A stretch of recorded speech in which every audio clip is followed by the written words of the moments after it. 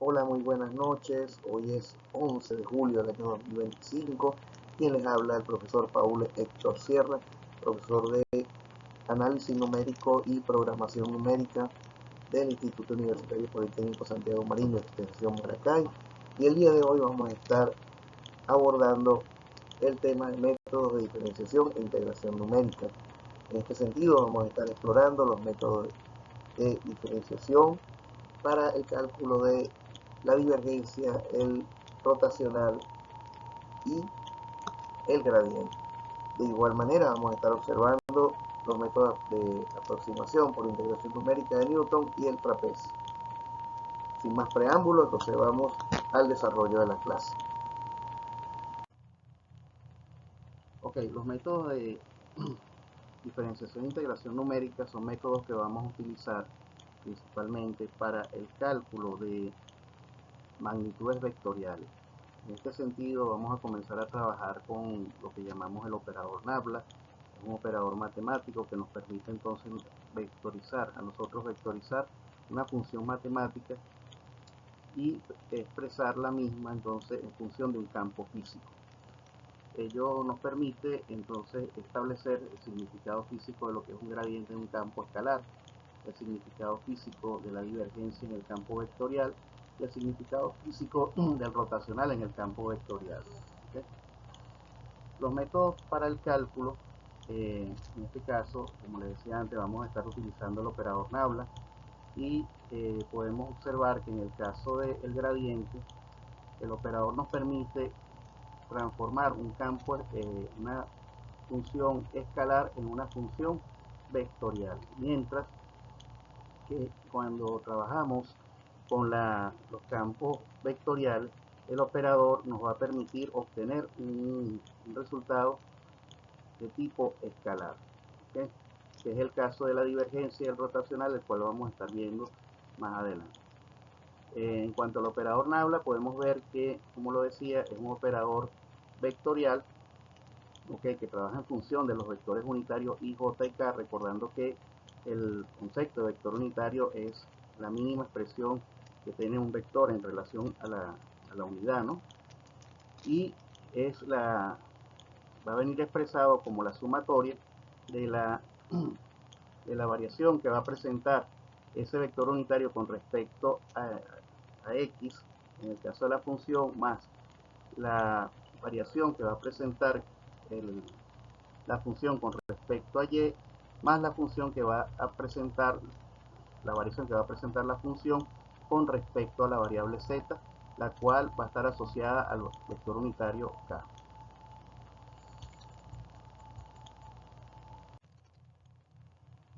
Ok, entonces cuando hablamos de un campo escalar estamos hablando de una función la cual se le asigna un valor escalar a cada punto en un espacio dado. En otras palabras, en cada ubicación dentro de ese espacio hay un número que representa alguna propiedad física como la temperatura, la presión o la densidad. Sin embargo, este campo no va a estar asociado inicialmente a un vector. Como pueden observar en la ecuación que aparece abajo, tenemos una función compuesta por tres variables, x, y, z. En este caso pueden observar que la función solamente está representada por las variables algebraicas x, y y z, lo cual nos permite calcular cómo es la variación de la pendiente en relación a las diferentes variables que conforman la función. Para convertir este campo escalar en un campo vectorial es necesario utilizar entonces el operador Nabla.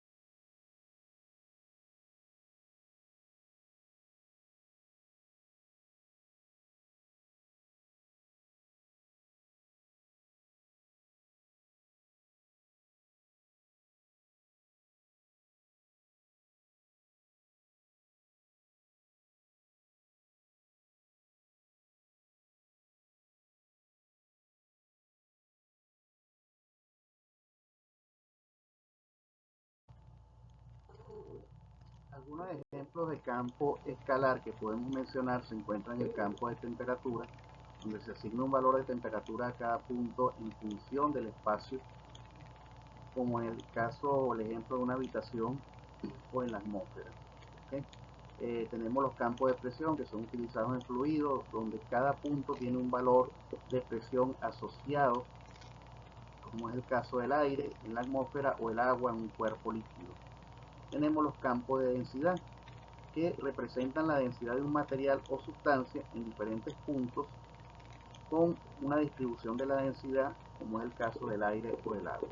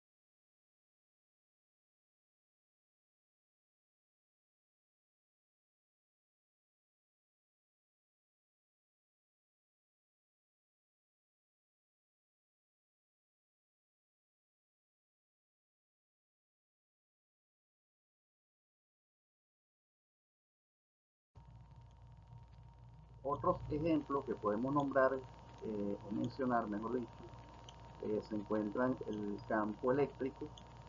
Aunque el campo eléctrico se representa comúnmente con como un campo vectorial, se puede describir mediante un potencial eléctrico escalar que indica la energía potencial por unidad de carga en cada punto del mismo.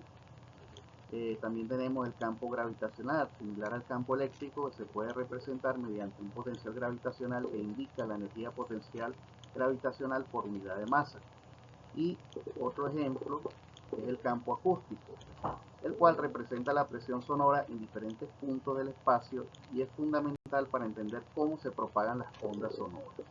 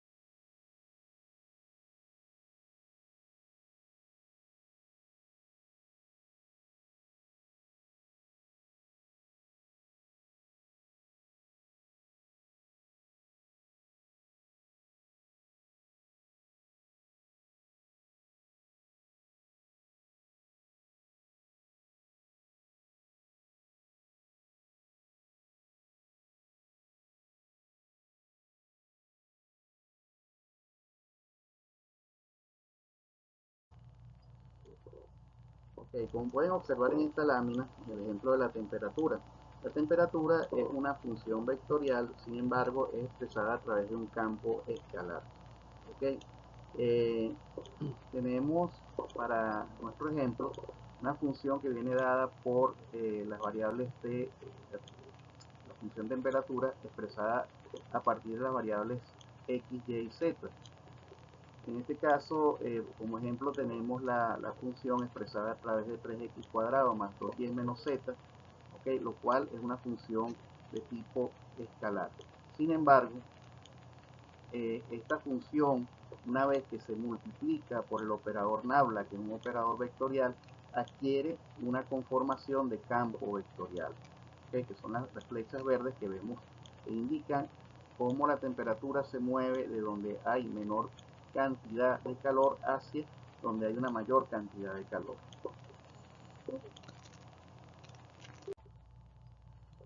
Esta variación vectorial es lo que vamos a llamar un gradiente. ¿Cómo obtenemos el gradiente? Fíjense que la función h, que venía la que representa la temperatura, en este caso, para este ejemplo, viene dada por dos variables, x y y, es decir, la temperatura se está moviendo en un plano. ¿Okay? En este caso, la función está representada por la expresión 4 menos 3x cuadrado menos 3y cuadrado, la cual, una vez que se multiplica por el operador nabla, fíjense que la misma adquiere una función, adquiere una forma, mejor dicho, de tipo vectorial, porque ya queda multiplicada por el vector unitario y el vector unitario j, que son los vectores asociados a las coordenadas x y las coordenadas y. Si tuviésemos el caso de que hubiese una tercera variable como z, debería aparecer el vector unitario k. Fíjense entonces que lo que hicimos fue simplemente evaluar la variación de la función con respecto a x sumada a la variación de la función con respecto a y, y una vez multiplicado por los vectores correspondientes, vectores unitarios, nos queda finalmente la expresión menos 6x y menos 6y j. Por lo tanto, pasamos de la conformación de un campo escalar a un campo vectorial, que es lo que caracteriza la función de gradiente.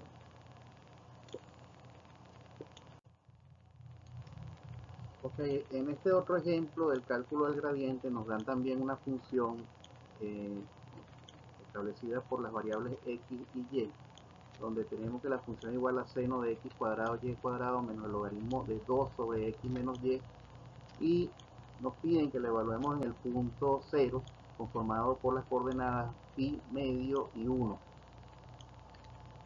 en la dirección que va desde el punto 8 al punto menos 2 hasta el punto 5, 1, que es el segundo punto, es decir, el punto de inicio y el punto de salida.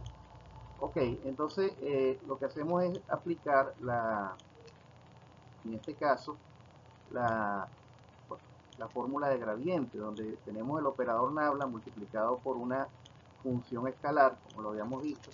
Entonces fíjense que básicamente lo que hacen es, como les decía anteriormente, evaluar la función con respecto a la derivada de la función con respecto a x multiplicada por el vector unitario y, que se lo da el operador nabla, se lo ajusta el operador nabla, más la derivada de la función conformada por las variables x y con respecto a la derivada de y. Una vez que se aplica las derivadas, que es el valor que tenemos acá, tenemos, esto nos da 2xy coseno de x cuadrado y más x menos y sobre x menos y al cuadrado multiplicado por y, más x cuadrado por el coseno de x cuadrado y menos x menos y sobre x menos y elevado al cuadrado multiplicado por j. Procedemos a evaluar el resultado obtenido en el punto que nos están pidiendo, que sería pi medio y 1.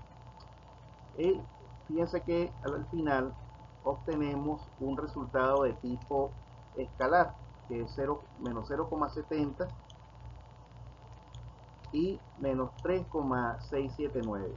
Ok, recuerden que cuando hablamos de un vector unitario, el valor de ese vector es 1. Lógicamente, cuando multiplicamos 0,7002 por 1 nos va a arrojar el mismo resultado, pero ya convertido en un valor de tipo escalar. Otro concepto que vamos a estar estudiando es la divergencia. Pero exactamente, ¿qué es la divergencia? En este caso, estamos hablando entonces de una función vectorial que al ser multiplicada por otra función vectorial, que en este caso es el operador nabla, nos va a dar como resultado un campo escalar. Entonces podemos definir la divergencia de un campo vectorial como la medida que indica cómo se expande o se contrae un campo vectorial en un punto específico.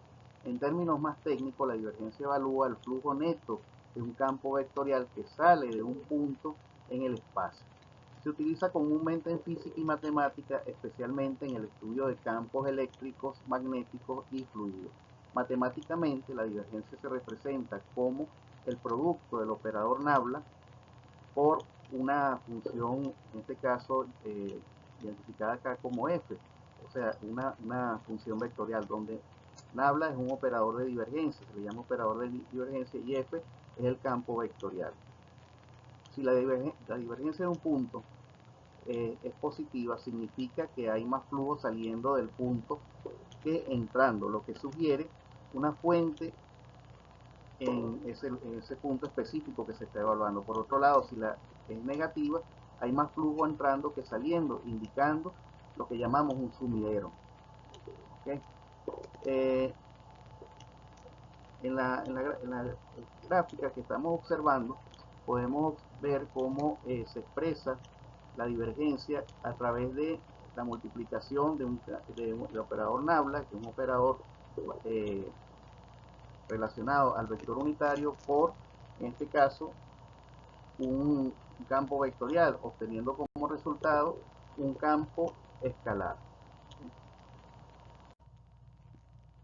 Ok, en la siguiente gráfica podemos observar entonces lo que decíamos, lo que mencionábamos en la gráfica anterior. Okay, cuando la divergencia es positiva, okay, ustedes ven cómo los vectores entonces salen, okay, van hacia la parte externa del campo. Okay, mientras que la divergencia es negativa, los vectores se dirigen hacia el centro del campo, que es lo que se llama un sumidero. Okay, cuando no tenemos una orientación hacia el centro, ya sea de salida o de entrada, decimos que la divergencia es nula.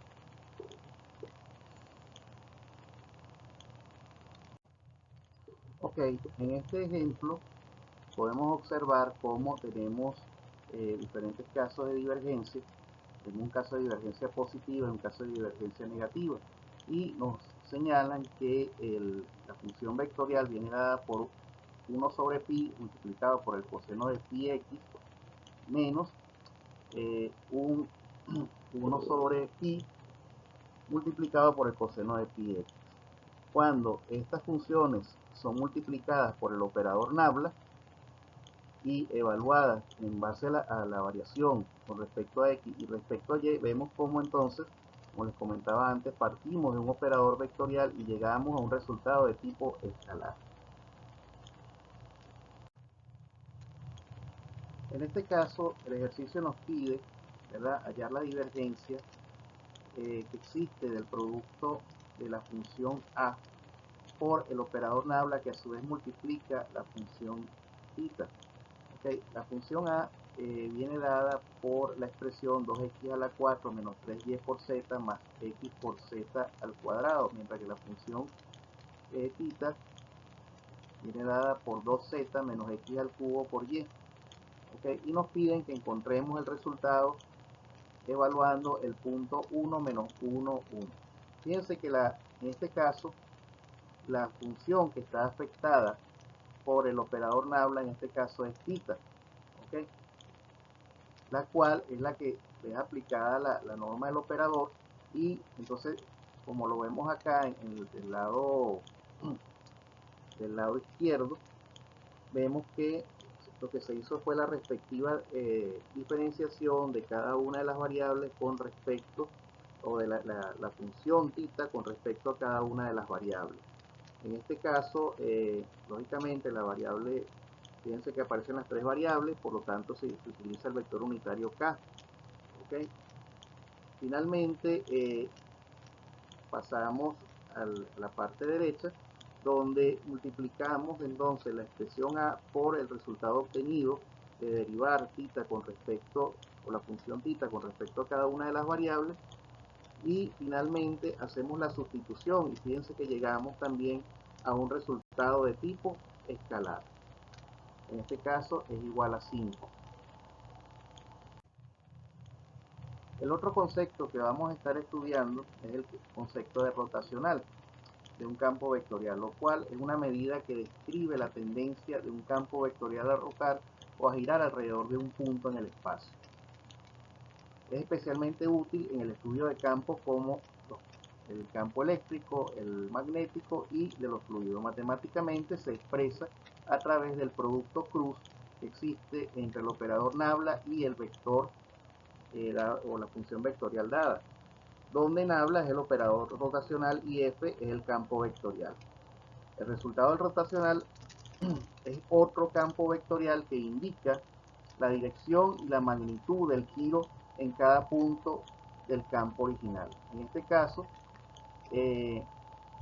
para el desarrollo del rotacional, entonces se utiliza la expresión del determinante, ¿okay? Donde podemos utilizar diferentes métodos. Sin embargo, el que les estoy colocando acá es la expresión general que utiliza el cálculo del rotacional. A continuación vamos a ver unos ejemplos para que tengan mayor precisión sobre cómo se utiliza este método de cálculo. Ok, fíjense, en este caso nos dan otro ejemplo de rotacional donde dice, suponga que el vector b o la función b conformada por x, y, z es igual a b sub 1 por el vector unitario y más b sub 2 por el vector unitario j más b sub 3 por el vector unitario k. Y esto es un campo rotacional diferenciable. Entonces el rotacional o rotación de b se va a denotar por el operador nabla por el vector, ¿ok? Y se define aplicando la expresión que vimos en la parte anterior, donde conformamos el determinante a través de los vectores unitarios y jk.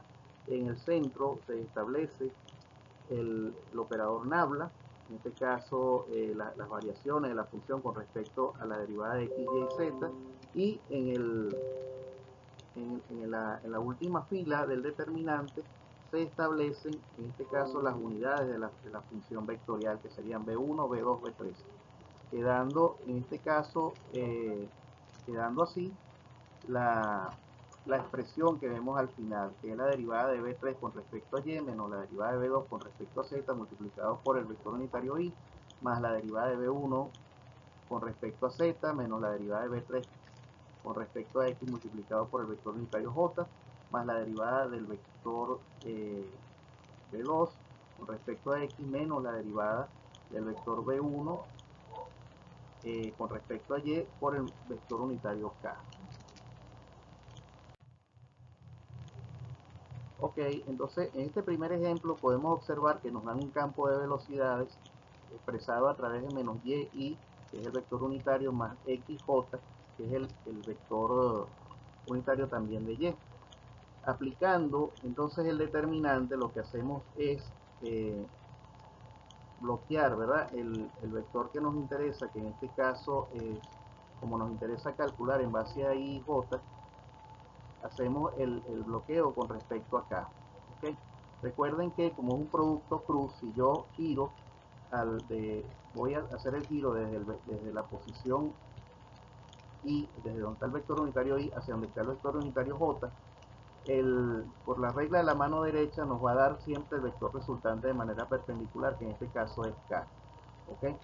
Entonces nos queda que esto va a ser igual a la derivada de x con respecto a la derivada de la función con respecto a x menos la derivada de la función con respecto a y menos y multiplicado por el vector unitario k, lo cual nos va a dar como resultado 2k. ¿Okay? Ok, en este nuevo ejemplo, fíjense que es muy parecido al anterior, solo que en este caso la coordenada y vale 0. ¿Okay? Ya que estamos hablando de un vector de tipo perpendicular. Por lo tanto, fíjense que el resultado obtenido en este caso es menos K.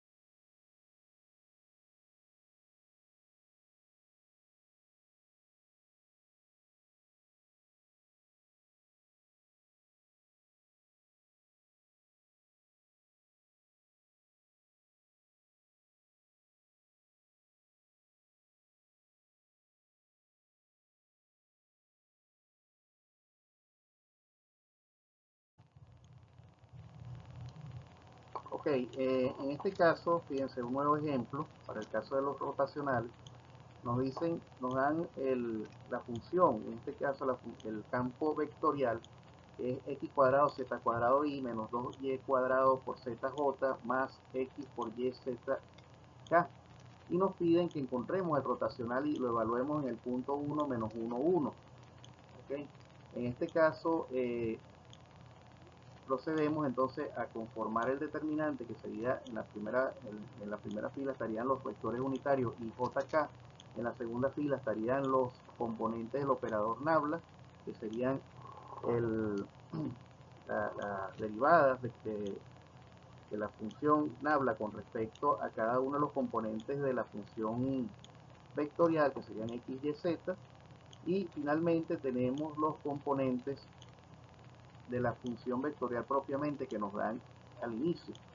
Fíjense que aplicando las normas que vimos o la distribución que vimos en el ejemplo anterior, obtenemos las diferentes derivadas parciales, las cuales finalmente cuando las evaluamos la función en los puntos 1 menos 1, 1, vamos a obtener como resultado del rotacional el vector 2i más j.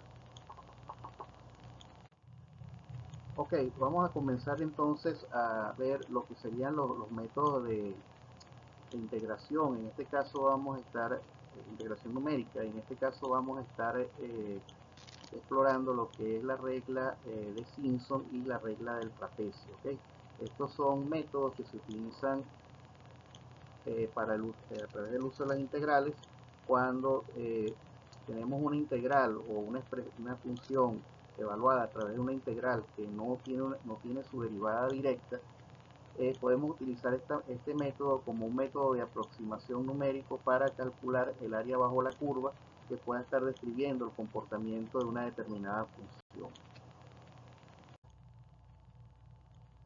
Ok, fíjense, como toda integral, ella va a describir básicamente el área bajo la curva. Lo que tenemos en color rojo, la línea que está en color rojo, es una función que presenta máximos y mínimos, ¿verdad? Y lo que hay que buscar la manera de ir aproximando los puntos que describen esa función que coinciden con una curva, digamos, más suavizada.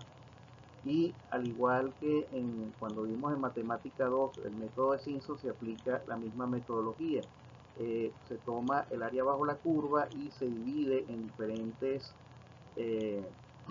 lo vamos a dividir en diferentes, en n número de divisiones dentro del intervalo que corresponde a esa área, en este caso x sub 0, x sub n, y en la medida que aumenta el número de divisiones, tiende a aumentar la precisión o la disminución del error con respecto a la medida.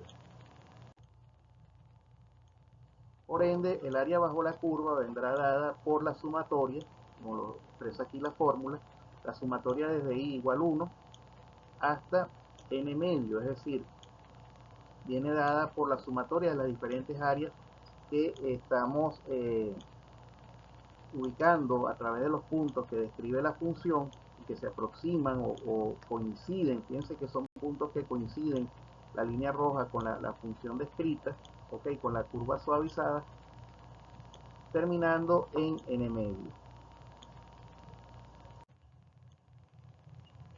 En este caso, la fórmula que vamos a utilizar para el cálculo del área bajo la curva, en este caso vamos a utilizar la fórmula de eh, un tercio de h. Esto viene dada por y sub 0 más 4 veces y sub 1 más y sub 2. Okay, en el caso del área 1, el área 2 estaría descrita por un tercio de h de y sub 2 más 4 veces y sub 3 más y sub 4. Y el área 3 estaría conformada por h, un tercio de h de y4 más 4 veces y sub 5 más y sub 6. Ok, fíjense que entonces cuando se siguen sumando las áreas hasta que llegamos a sub n, que es un área, el área final, la cual dividimos entre 2, va a venir dada por h tercio, que es y menos n2, más 4 veces y menos n1 más y. Finalmente, esto se resume en que la fórmula completa va a venir dada por h tercio, que multiplica, en este caso, la agrupación de los extremos. Llámese los extremos, la evaluación de la función en el punto inicial y la evaluación de la función en el punto final, más 4 veces los valores impares, que es lo que representa la i, sumados 2 veces los valores pares. ¿Ok? Entonces, simplemente lo que hacemos es que en función del número de divisiones que le demos a la curva, vamos a identificar cuáles valores están dentro de lo que representan los extremos, cuáles valores están dentro de lo que representan los valores impares y cuáles valores están evaluados dentro de los valores pares. Y vamos a hacer la sumatoria en función de los resultados obtenidos de las características de estos valores. Ok, aquí en esta lámina podemos observar ya una descripción un poco más detallada. Como les decía, E representa la suma de los extremos, I representa Y1, Y2, Y3 en relación a los valores impares y P representa los valores pares. Okay. Para la estimación del error, el error viene dado por la diferencia que existe entre los extremos de la integral dividido entre 180 multiplicado por h a la 4. Okay. Recuerden que h es un valor que se calcula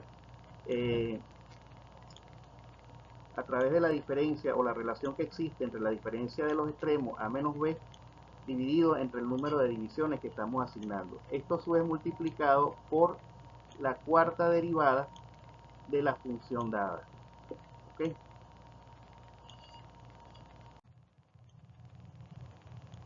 Aquí tenemos un primer ejemplo, nos dan una tabla donde nos dan los valores de, en este caso, 1, 2, 3, 4 y 5, y nos dicen que los valores de y ya vienen dados por 21, 38, 62, 104 y 175. En este caso los extremos serían el valor correspondiente a la posición 0 y el valor correspondiente a la posición 4. Teniendo como valores impares, en este caso, el valor 1 y el valor 3, mientras que los valores pares, el valor par va a estar conformado por el valor 2, que está en el valor 62, que está en la posición 2. Notemos que los límites que nos dan para la integración van de 1 a 5 de la función f de x por el diferencial de x. Entonces, al aplicar la norma de Simpson, lo que vamos es a sumar estos valores, ¿ok?, a través de la expresión que vemos arriba. Fíjense entonces, los valores, en primer lugar, encontramos los extremos que están conformados por 21 y 175 y seguidamente seguiría 4 veces multiplicado por los valores impares que están conformados por los valores de y en 1 y 3, que son 38 más 104, más 2 veces los valores pares, que solamente hay uno, que en este caso es 62. El resultado obtenido en este caso es de 296. Ciertamente, como les decía antes, en la medida que yo aumento el número de valores bajo la curva, mi precisión tiende a aumentar. Al igual que en el caso anterior, en este caso nos dan una función trigonométrica multiplicada por el diferencial. ¿Okay? Si bien yo les comentaba de que este método se utiliza a veces para casos en los cuales tenemos integrales que no tenemos directamente cómo resolverla a través de los métodos de integración, estoy colocando los métodos, en este caso los ejemplos más sencillos para que vean cómo se arma la fórmula. ¿Okay? Pero lógicamente cuando vayan a aplicar esto tienen que utilizarlo en función del número de evaluaciones que hagan dentro de la función. Entonces dice considera la integral entre 0 y 1 del seno de x por el diferencial de x. Fíjense que tenemos entonces en este caso h es 0,25, ok, nos dan ya el valor de h. Entonces h quiere decir que en la medida que yo voy avanzando voy a ir subiendo, le voy a ir sumando 0,25 a cada punto. Entonces 0 más 0,25 me da el primer valor, que es 0,25, le sumo 0,25 me da 0,5, le vuelvo a sumar 0,25 me da 0,75 hasta llegar a 1, y posteriormente lo que se hace es aplicar la fórmula para obtener el resultado. Es un método bastante sencillo, directo. Sin embargo, recordando también de que en algunos casos hay que hacer primero la evaluación de la función de, antes de aplicar la fórmula. Ok, fíjense acá, en este caso, bueno, ya se expresa el resultado, que es 0.4596. Cuando hagan los cálculos, por favor, traten de utilizar unos 4 decimales. Ok, en este ejemplo, fíjense, estamos hallando es el error de la función. Nos dan también una nueva función que es la integral de 0 a 5 de x más 1 elevado a la 5 por el diferencial de x, para ser resuelta por el método de Simpson. En este caso, el error que nos piden es que el mismo debe ser menor a 0.01, ¿ok? O al 1% en este caso.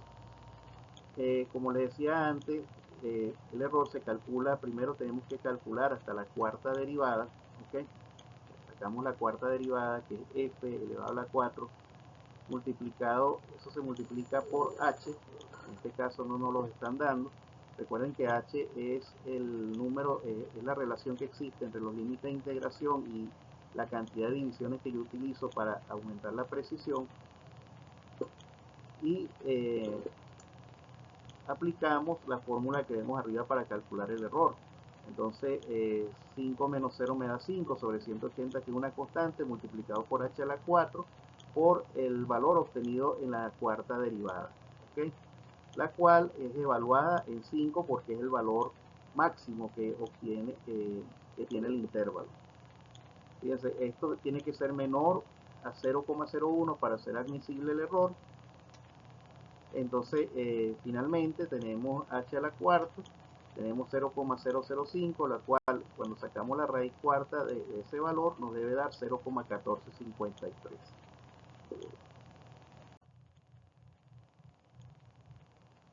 Vamos a ver ahora el método de trapecio, que es otro método de integración donde tratamos de aproximarnos aún más a la forma de la función descrita por la curva de la función a través de la conformación de diferentes trapecios. Al igual que el caso anterior, este método va a depender su precisión el número de divisiones que hagamos, ¿okay?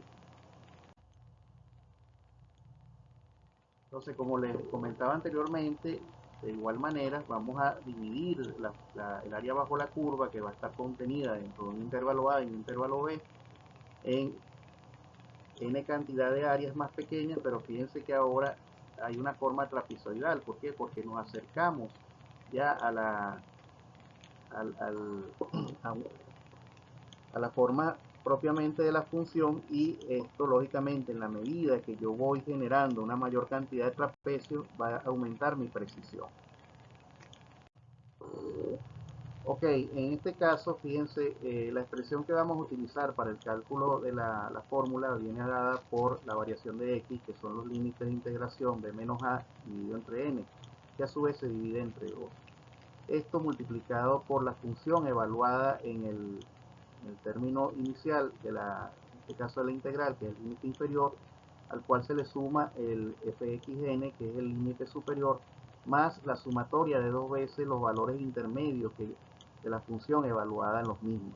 Es decir, los valores que están entre 1 y entre el límite inferior y el límite superior.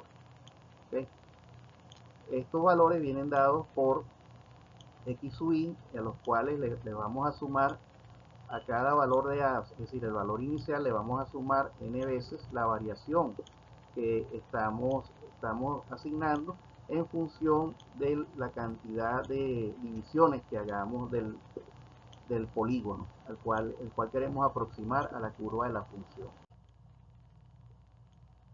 Ok, en esta oportunidad nos colocan este ejercicio, nos piden que evaluemos la siguiente integral definida a través del método del trapecio. Nos dicen que es una integral que está expresada entre 0 y 5 de x a la 3 menos 5x al cuadrado más 2x menos 8 por el diferencial de x. Entonces tenemos que la curva que describe esta integral es la que les muestro a continuación. Fíjense que los límites siguen entre 0 y 5. Okay, la línea blanca es el comportamiento de la función y lo que estamos tildando con el rayado rojo son las áreas que describe dicha función o que se obtienen de la separación de las diferentes áreas parciales dentro del intervalo que se expresa esa función. Entonces lo primero que hacemos es calcular nuestro valor X, ¿verdad? Nuestra variación de X, en este caso H, el cual va a venir dado como lo señalamos en la fórmula que aparece arriba de menos A sobre N, donde B y A son los límites de integración 0 y 5, y N en este caso viene dado por la cantidad de divisiones que hemos asignado para formar los diferentes trapecios, que en este caso es 10. Por lo tanto, tenemos que el valor obtenido para cada N o H es de 0,5, es decir, cada división va a valer 0,5. Entonces, para el cálculo de los diferentes valores de X sub i, van a venir dados por A. ¿Quién es A? 0, ¿verdad? Que es el valor inicial. A eso le vamos a sumar el N, que viene expresado en función en este caso, de lo que estamos utilizando en la tabla, de la división en la que estemos evaluando, multiplicado por la variación constante, que es la variación de X, que obtenida anteriormente por la fórmula A menos B sobre N, que es de 0,5. Seguidamente, una vez que obtenemos los valores, vamos a identificar quiénes son los valores iniciales, es decir, el valor inicial, que en este caso es 0, el valor final que es 5, que son los límites, ¿verdad? Que están dentro mejor dicho, son los límites de integración.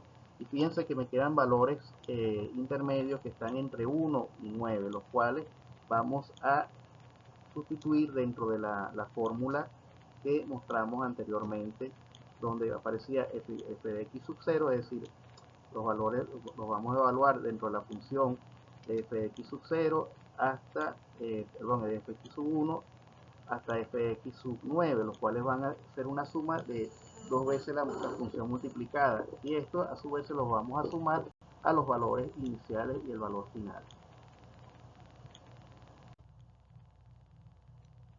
Ok, fíjense que entonces ya aquí lo que hacemos es prácticamente evaluar, ir sumando 0 más 0,5 me va a dar 0,5, más 0,5 me da 1, más 1,5, y ese es el valor que vamos a introducir en la función para evaluar el resultado de la misma, ¿okay?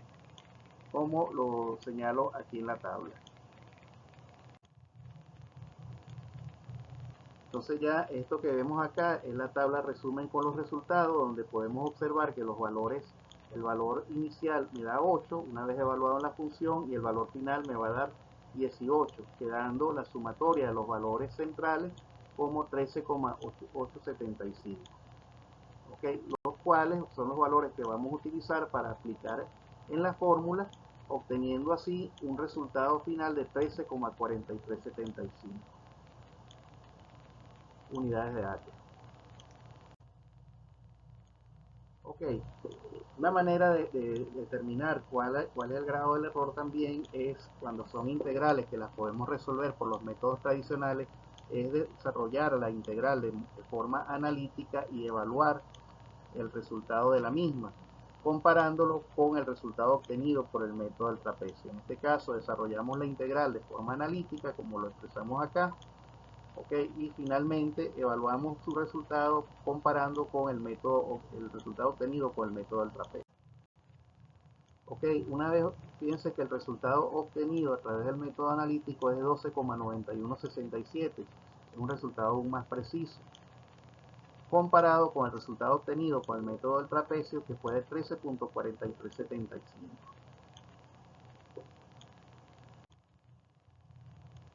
Ahora vamos a ver qué sucede con, hay un error evidentemente porque hay una diferencia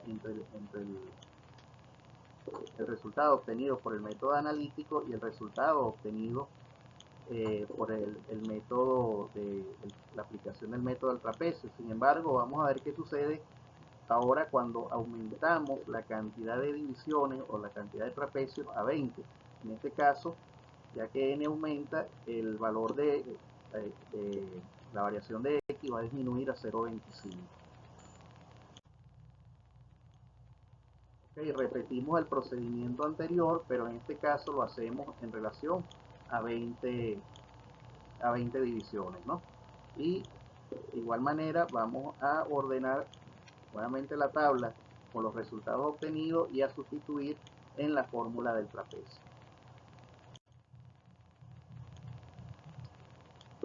Ok, nótese entonces que el resultado obtenido por la fórmula del trapecio es de 13,0468, que comparado con el resultado analítico de 12,9166, que aún sigue existiendo un error, pero ya baja considerablemente en relación al que estaba expresando el resultado obtenido con el número de divisiones igual a 10.